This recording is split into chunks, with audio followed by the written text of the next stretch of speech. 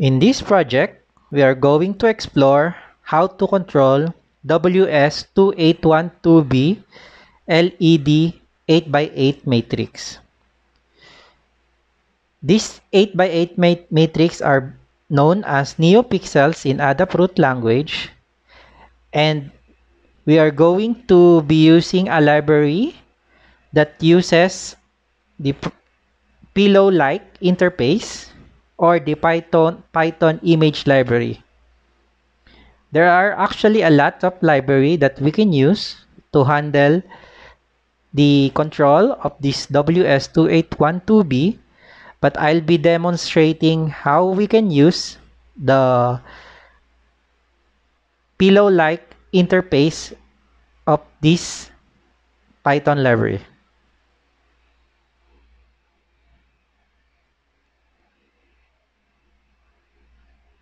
Okay, if you're excited, then let's start exploring.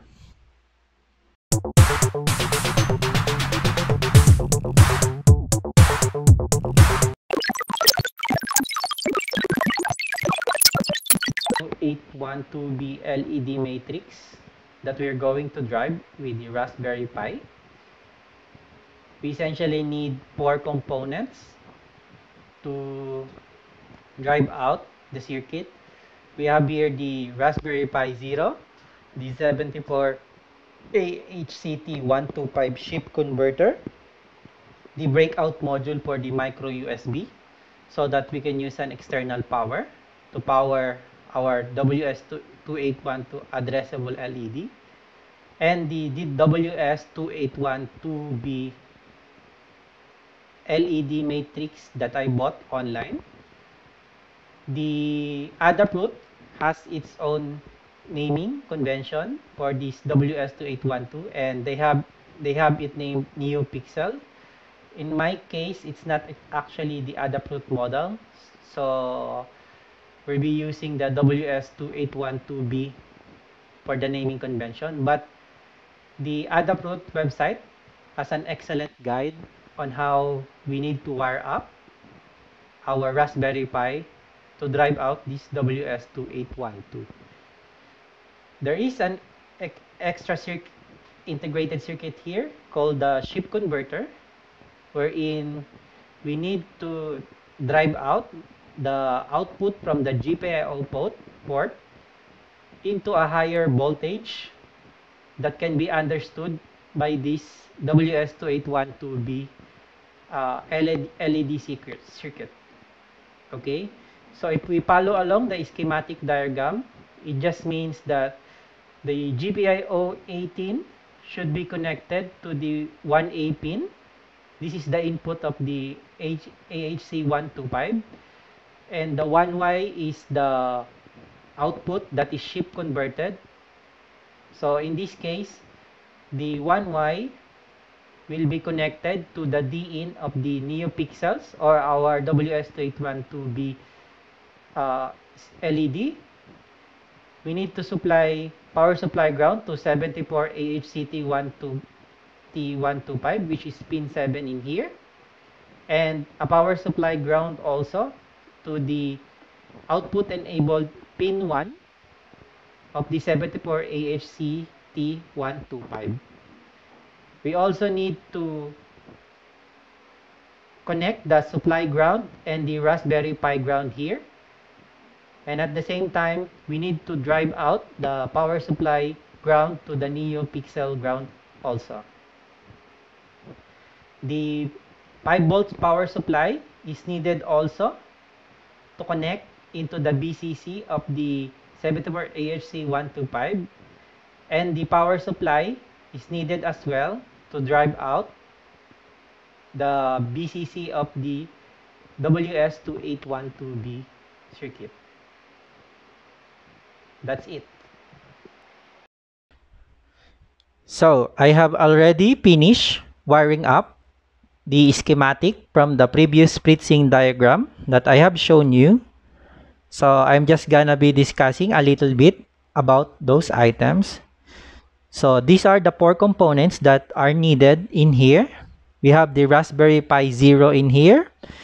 the WS2812 LED matrix, the external power supply, and the shape converter. Just follow along with the wiring diagram in the FreeSync document that I have shown previously, and you are set to go.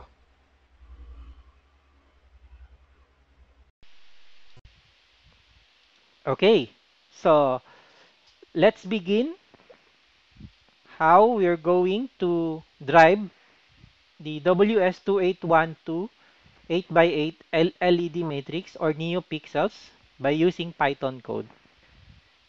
In this case, we're going to use this library called the Luma.LED matrix, as it provides a pillow-like drawing canvas to control those NeoPixels.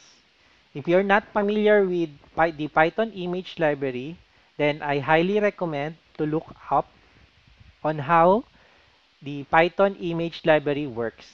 It will actually help you understand more how you can control those adjustable LED.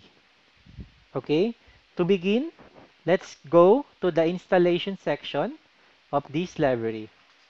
Okay, as a note, it says that you should be looking out if you're gonna be using Python 2 or Python 3. In our case, we need to be using Python 3. So we'll just have to change the instructions from pip to pip3 or Python to Python 3. The same as the Python dev and the Python pip. Okay? So to begin exploring this, installing this library, let's go and connect to our Raspberry Pi. I have here the Raspberry Pi. I'm connected to my headless Raspberry Pi Zero. And let's just execute the sudo raspiconfig here and make sure that the interfacing option or the SPI is enabled. To do that, just execute sudo raspiconfig, go to the interfacing option, then in the SPI, make sure that it is enabled. After it is enabled, then we need to exit and reboot our Raspberry Pi. In my case, I don't need to do a sudo reboot since I have done it already. So we'll just have to verify that the following items are existing. So in our case, let's just execute this code. Okay. So I'm using the BCM2835. And let's just validate also if there is the SPI-dev.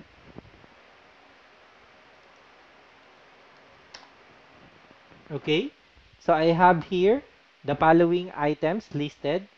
So we're now ready to implement or install the following software.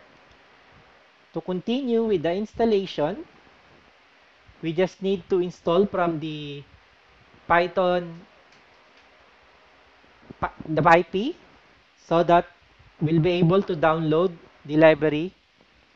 To do that, just execute these two commands and these other commands. Okay? In my case, I have already executed these two, so I'll be skipping it now.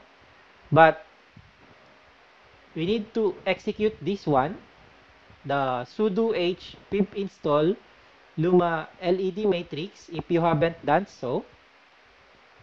But we need to change the pip into pip3.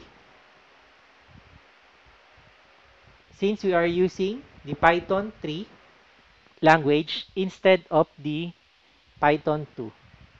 So this command will just check the index of our PyP and check if everything is installed. In our case here, I have already installed everything, so there's no need to install any of this specific library.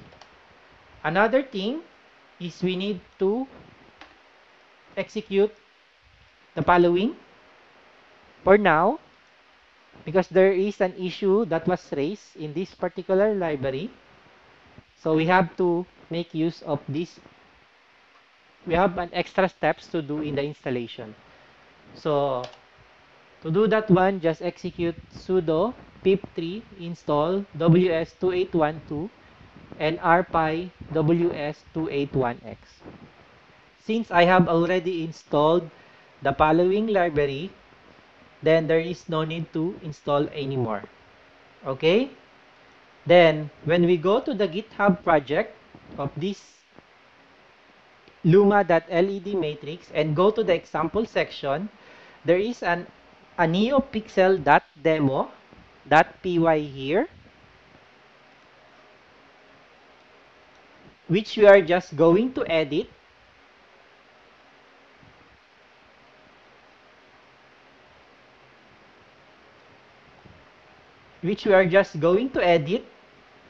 And then place it in our Raspberry Pi Zero. In my case, I have already copied that one. So the changes that I did here, if I do the NeoPixels, is to change the matrix from 8 by 4 to 8 by 8.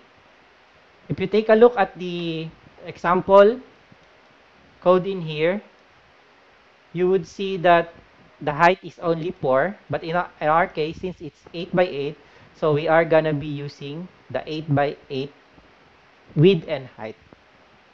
Save it. And now, to run the command, sudo python 3 neopixel.demo.py. And then, there you have it. You would see that my text is being displayed. And there are the demonstration on how the different LEDs are being controlled. The code in here is what controls the different LED display. If you take a look at the code, you would notice that it is calling this GFX function, which runs through the different function here that you would see from above.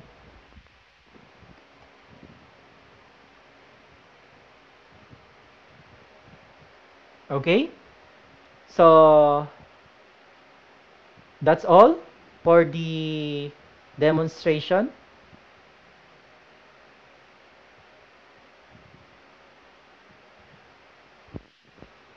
Happy exploring!